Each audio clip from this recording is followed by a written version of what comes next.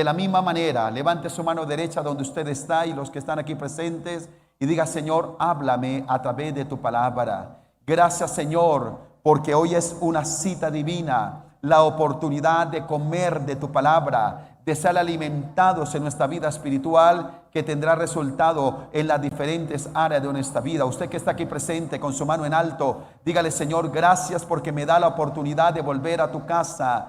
Gracias, Señor, por tu fidelidad. En el nombre de Cristo Jesús de Nazaret. Amén y amén. Bien, comenzamos el mes de marzo, Sabaoth, el Señor de los ejércitos. Y en esa línea vamos a estudiar la palabra del Señor durante todo este mes. Consideraba el testimonio de aquel veterano de guerra, Tom Moore, que seguramente usted vio las noticias, un hombre británico que estuvo en la Segunda Guerra Mundial y allí defendió su país. Después, como ingeniero civil, desarrolló su profesión, fue empresario. Pero qué interesante que este hombre de 99 años, cuando comienza esta pandemia, se propone recoger 1,000 libras esterlinas, algo así como $1,485, para ayudar al proyecto de erradicar la pandemia. Y dice que siendo de 99 años, su hijo le pone una meta de caminar por cada metro que caminara, iba a tener un incentivo. Lo cierto es que este hombre que se propuso recoger $1,485, a la postre, en la campaña que hace, recoge $45 millones. Y esto en pro de poder ayudar a todo lo que tiene que ver en su país. Y marcó la historia.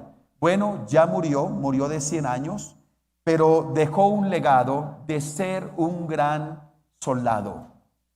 Un hombre valiente que nos enseña que no importa la edad, podemos marcar la historia.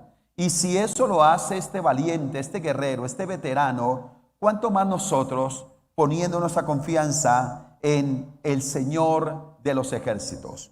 Por eso vamos a leer un texto bíblico, el cual va a ser nuestra referencia para todo el mes de marzo.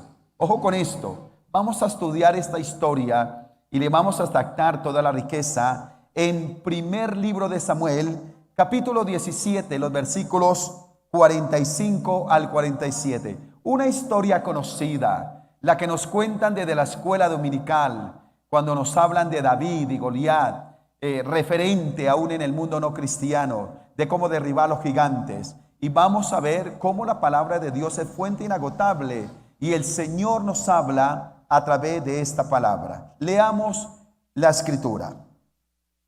Entonces dijo David al filisteo: tú vienes a mí con espada, lanza y jabalina, mas yo vengo a ti en el nombre de Jehová de los ejércitos, el Dios de los escuadrones de Israel, a quien tú has provocado. Jehová te entregará hoy en mi mano, y yo te venceré, y te cortaré la cabeza, y daré hoy los cuerpos de los filisteos a las aves del cielo, a las bestias de la tierra, y a toda la tierra, y toda la tierra sabrá que hay Dios en Israel. Y sabrá toda esta congregación y todo el ministerio de cielos abiertos y todo aquel que está conectado, que Jehová nos salva con espada y lanza, porque de Jehová es la batalla y Él os entregará en nuestras manos. Título de la enseñanza: yo sí sé quién es el Señor de los ejércitos. Y la historia es conocida, pero apasionante.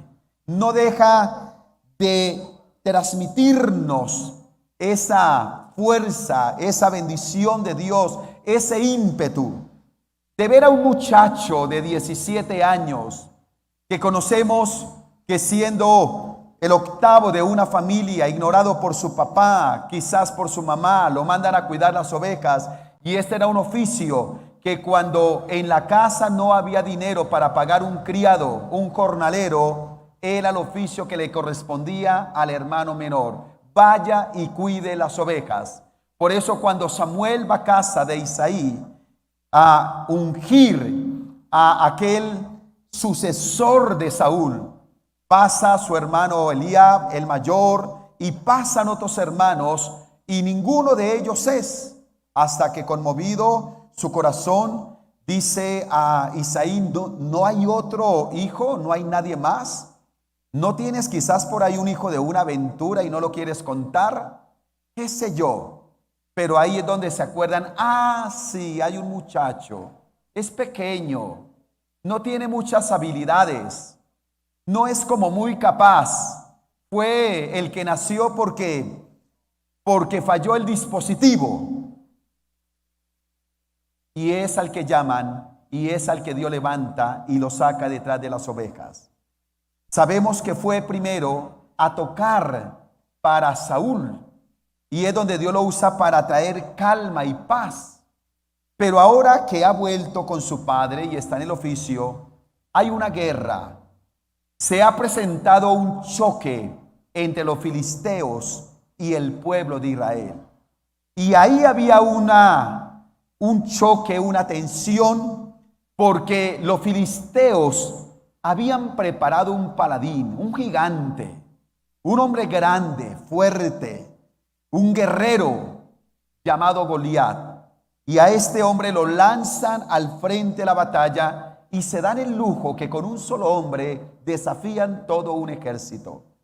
Y dice que por 40 días este hombre sale, humilla al pueblo, se burla de él, lo amenaza, y nadie del pueblo de Israel sale a enfrentarlo. Todos tiemblan. El rey no sabe qué hacer.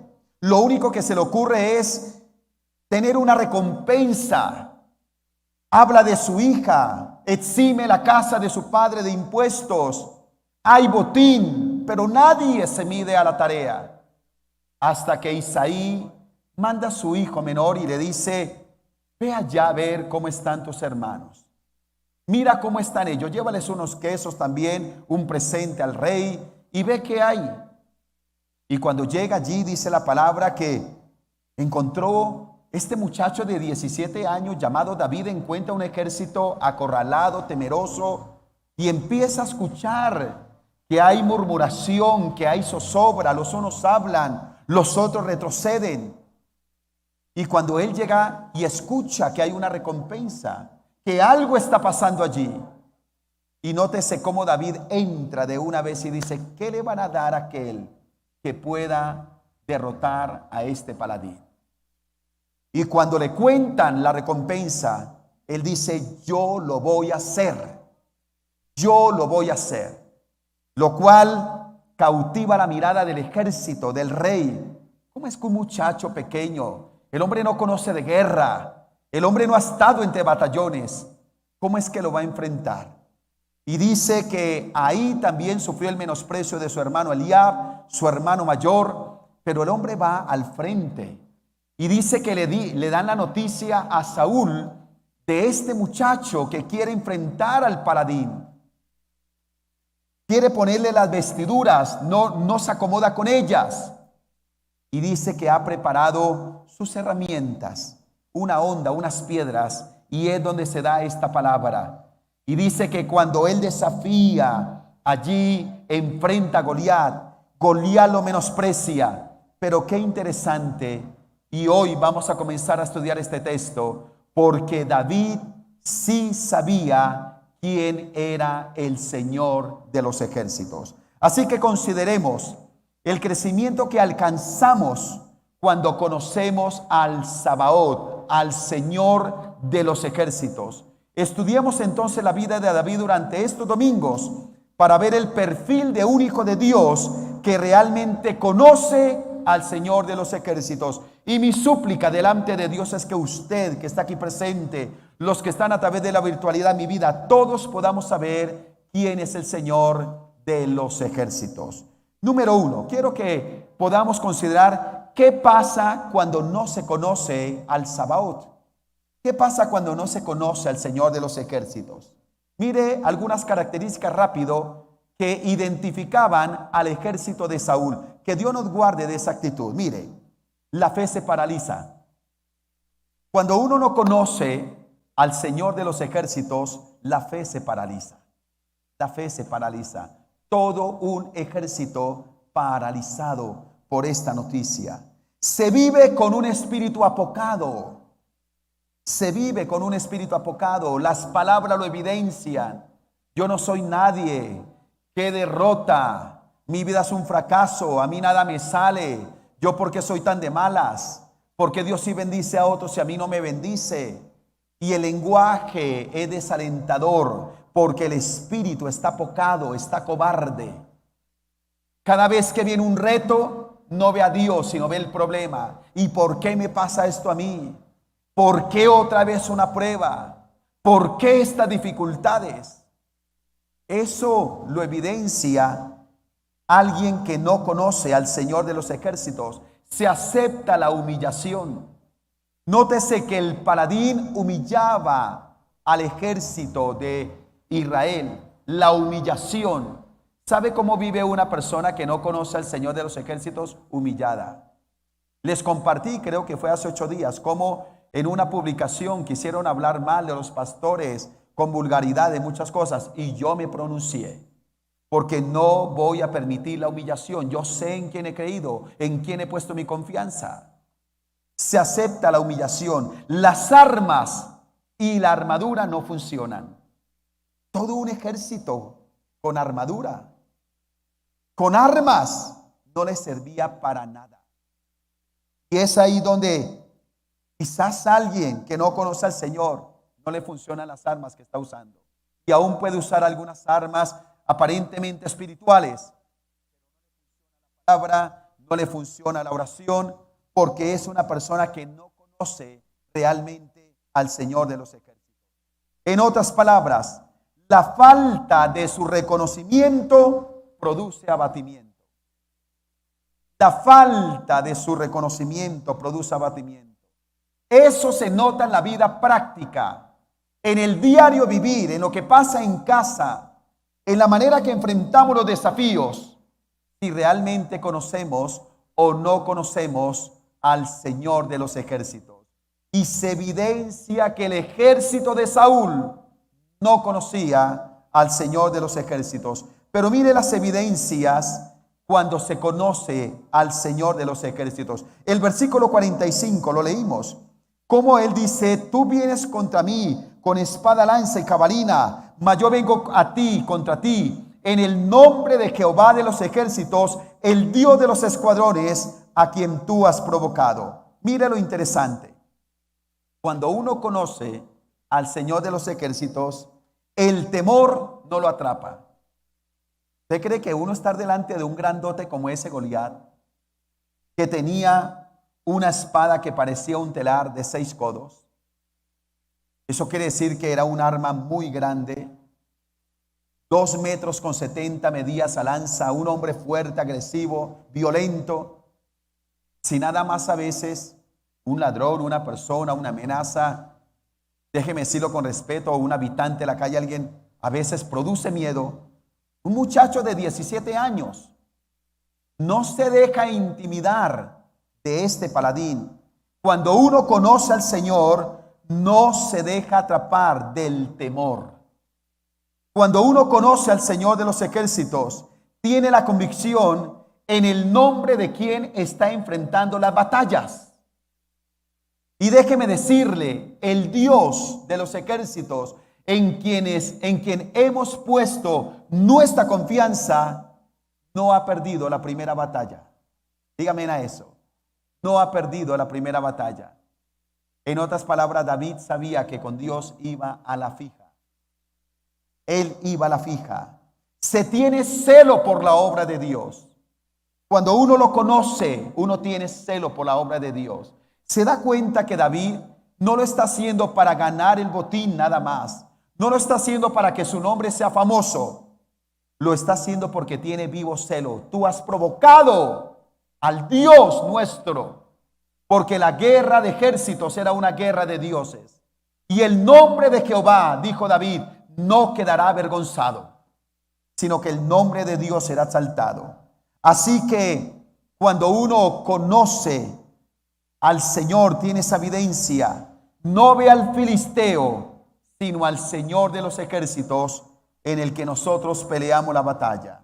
Así que quien conoce al Señor sabe que no son sus batallas, sino son las batallas del Señor de los ejércitos. Escúcheme, las batallas que nosotros libramos día a día no son nuestras batallas. ¿Sabe por qué nos cargamos? ¿Sabe por qué entramos en angustia? ¿Sabe por qué dudamos? Porque creemos que es nuestra batalla. Si nosotros conocemos al Señor de los ejércitos, sabremos que todo reto es una batalla de Dios. Yo estoy enfrentando las batallas de Dios. Las batallas de Dios. Recuerdo cuando nosotros comenzábamos el ministerio y hubo una situación difícil. La economía estuvo en un punto el más álgido que durante estos 30 años, 2 meses y 7 días de matrimonio nosotros hemos vivido. El más álgido. Y ese día yo le dije, Señor, yo ya te cumplí, ahora cumple tú. Es tu problema, es tu batalla, es tu desafío. Nos cargamos cuando creemos que la batalla es nuestra, cuando la batalla es de Dios. ¿Y sabe qué nos dice el Señor? ¿Por qué no me dejas pelear por ti? ¿Por qué no me entrega la carga? ¿Por qué no comprendes que no es tu batalla, sino que es mi batalla?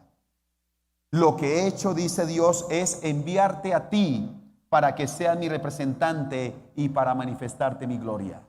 Eso es lo que nos dice el Señor. Pero las batallas no son nuestras, sino son de Dios. Qué interesante saberlo. No sé qué batalla usted está enfrentando el día de hoy. ¿La ha visto como su batalla o la ha visto como la batalla de Dios? Si la ve como su batalla, me imagino cómo está usted. Tensionado, amargado, depresivo, angustiado, sin saber qué hacer porque es su batalla. Pero si es la batalla de Dios, usted estará lleno de valor, usted tendrá la convicción de la victoria, usted sabrá que lo que está sucediendo será para que el nombre de Dios sea glorificado, usted crecerá en la fe, porque hay una gran diferencia cuando peleamos nuestras propias batallas a cuando peleamos las batallas del Señor de los ejércitos. Así que Dios nos llama a pelear sus batallas, que no son nuestras batallas. ¿Cuántos dicen amén a eso? Número 3, la victoria es segura cuando se le conoce. Mire lo interesante, el versículo 46. Mire con la seguridad que habla aquí David. Jehová te entregará, ¿cuándo? Mire lo que dice, ¿cuándo? Hoy. Me acuerda las palabras cuando Jesús le dice al ladrón de la derecha, de cierto te digo que hoy estarás conmigo en el paraíso. Y David tiene la certeza, después de que han pasado 40 días de un ejército acobardado y desafiado por el paladín, viene una palabra con una convicción profunda, con seguridad, donde dice: Jehová te entregará hoy en mi mano y yo te venceré. Y como si eso fuera poco, dice: y te cortaré la cabeza y daré hoy los cuerpos de los filisteos a las aves del cielo y a las bestias de la tierra, y toda la tierra sabrá que hay Dios en Israel. Mire cómo la victoria es segura cuando se conoce realmente al Señor de los ejércitos. Se pone en práctica el lenguaje de la fe. ¿Sabe que esta palabra me confronta a mí? Porque a veces nosotros decimos, bueno, si Dios quiere, vamos a ver cuándo Dios quiere. Yo no sé qué grado de fe tengan esas palabras. No sé qué tan agresivas sean. No sé qué tan aguerridas sean. Cuando alguien se para, dice, hasta que vea el milagro de Dios. La historia cuenta de un hombre llamado Gigi Ávila, un gran predicador, ya partió con el Señor, y escribió un libro y lo leí, del ayuno del Señor. Y dice, uno tiene que ayunar ¿hasta cuándo? Hasta que Dios responda. ¿Cuántos estarían dispuestos a entrar en un ayuno total hasta que Dios responda? Yo creo que pocos. Pero qué interesante uno entender lo que hizo David. Él te entregará hoy en mis manos. Y así tiene que ser nuestro lenguaje. Un lenguaje de fe. No estoy hablando del positivismo de la nueva era. Estoy hablando de nuestro fundamento en la Escritura. De tomar el ejemplo de un muchachito de 17 años y aprender a hablar así. Veré la gloria de Dios. Mi hogar no se va a destruir. Mis hijos no se van a descarriar. No irá al fracaso. No perderé la casa. En el nombre de Jesús, hoy veré la gloria del Señor. Tal vez alguien hoy necesite esta palabra para levantarse y usar el lenguaje de la fe. Porque nuestro lenguaje revela nuestro nivel de confianza. Es como si un hijo le pidiera a uno algo y uno le dijera, bueno, voy a ver cuándo se lo doy. Yo creo que el hijo le diría, papá, dame una fecha. Por lo menos dime si hoy o dentro de 8 días. Él quiere una palabra segura. ¿Sabe qué está esperando Dios de nosotros? Eso. Que seamos aguerridos. Que le creamos al Señor de los ejércitos. Y podamos decir, hoy veré la gloria del Señor. Hoy veré su presencia. Hoy veré su respuesta. En el nombre de Cristo Jesús de Nazaret. Mire cómo cuando la victoria es segura, se conoce porque se confía en las fuerzas que Dios nos da. Mire lo que dice, yo te venceré. ¿Recuerda usted la palabra que dice que no son carnales nuestras armas de lucha, sino poderosas en Dios para destrucción de fortaleza? Que nadie es fuerte en su propia fuerza. Que no es con espada ni con ejército, sino con mi espíritu, ha dicho Jehová. David sabía que no era él, sino Dios a través de él. ¿Puede usted comprender hoy que no es usted? Cuando uno comienza la vida cristiana, uno deja de ser uno, para que a partir de ese momento sea Dios a través de uno. Dígame a eso. Es Dios a través de su vida. La obra maligna queda avergonzada. Daré los cuerpos a los filisteos. Lo van a comer las aves de los cielos, las bestias de la tierra. ¡Qué tremendo! Y en el nombre de Jesús, ayer envié un video y ayer hablé a la iglesia y nos vamos a levantar en el nombre de Jesús para que la obra de Dios quede avergonzada. Siempre el paladín, siempre la obra diabólica se presenta como si fuera lo más grande, como si fuera lo más poderoso. Pero el hombre de fe, la mujer de fe en Dios, contrarresta para saber que toda obra diabólica queda avergonzada en el nombre de Cristo Jesús de Nazaret. Eso nos dice que la sangre de Cristo nos ha dado toda victoria en la cruz del Calvario. Dígame a eso. ¿Sabe? Con el Señor de los ejércitos, como dijo alguien, por mal que nos vaya, nos va bien. ¿Cuántos dicen amén a eso? Y número 4. Cuando conocemos al Señor de los ejércitos, el testimonio es grande. El testimonio es grande cuando se le conoce. Se da cuenta, las victorias no son para nuestra vanagloria.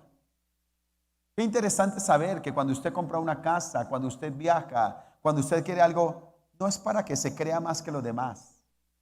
No es para humillar a nadie. Toda victoria que el Señor nos da es para la gloria del Rey de Reyes y Señor de Señores. ¿Cuántos dicen amén? ¿Sabe para qué es? Y aquí debemos nosotros rectificar cada vez que Dios nos ha respondido una petición. Porque David tenía claro que la victoria que el Señor le daba era para que toda la tierra lo supiera.